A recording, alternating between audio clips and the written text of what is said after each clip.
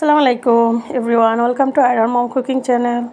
তো আজকে আপনারা দেখবা একটা অন্যরকম রেসিপি বানাইছি মিষ্টি কুমড়া দিয়া।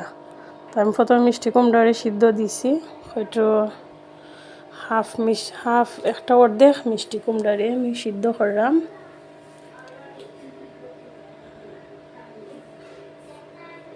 সিদ্ধ করিয়া শেষ, এখন আমি কুমড়ার পানিটা জড়াইমো। তো আমি একটা নেটের মাঝে লইয়া চামচ দিয়ে জাতাইয়া যে ফানি আছিল ফানি জড়াইয়া দিলাম।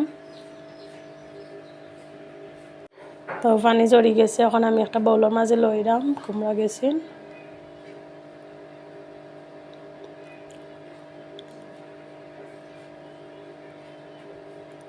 এখন আমি দিছি রসুন বাটা দিয়েছি, একটা পেঁয়াজ কুচি,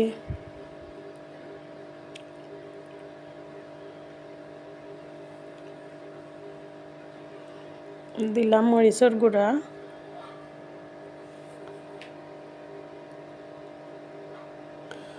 দিলাম হলুদের গুঁড়া হাফ টিস্পুন। আমি কেন দিছি চাউলের গুঁড়ি, তো চাউলের গুঁড়িটা দেওয়ার কারণে আমার একটু কাবাবটা একটু মচমচা হইব। আর দিব হাফ চা চামচ বেসন দিয়ে আমি আস্তে আস্তে লাড়মো।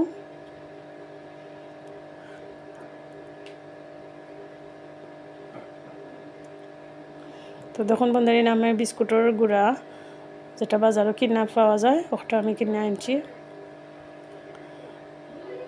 বিস্কুটের গুঁড়ার মাঝে আমি হলো একটা শেফ হরমো খইরা বিস্কুটের গুঁড়ার মাঝে ডুবাইয়া বিরান হরমো আস্তে আস্তে।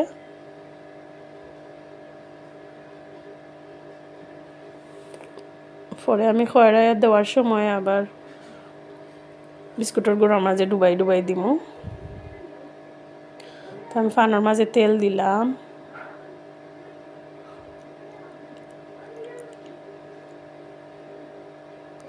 তো আমার তেলটা গরম হয়ে গেছে। আলহামদুলিল্লাহ, আমি কিছু একটা খড়িয়া কয়েকটা কাবাব দিমু, দিয়া কাবাবটার একটু ব্রাউন কালার করিয়া বাজি লিমু।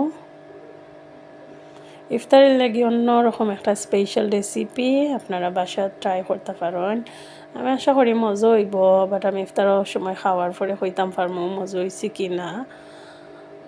আমার মন চাইলো যে হলে একটা রেসিপি বানাইয়া দেখি কীরকম হয়, তো আমি বানাইছি আর কি। দেখো আমার সবটি কাবাব বাজা হয়ে গেছে, কি সুন্দর জোর আর মচমচ হয়েছে।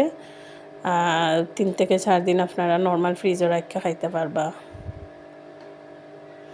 আমি ভিতরটা একটু ভাঙ্গা দেখাইলাম, দেখো আলহামদুলিল্লাহ সুন্দরও হয়েছে। তো খাওয়ার পরে হইতাম পারমু কিলাখান হয়েছে, টেস্টি হয়েছে কিনা। আলহামদুলিল্লাহ, ভালো থাকুকা, সুস্থ থাকুকা।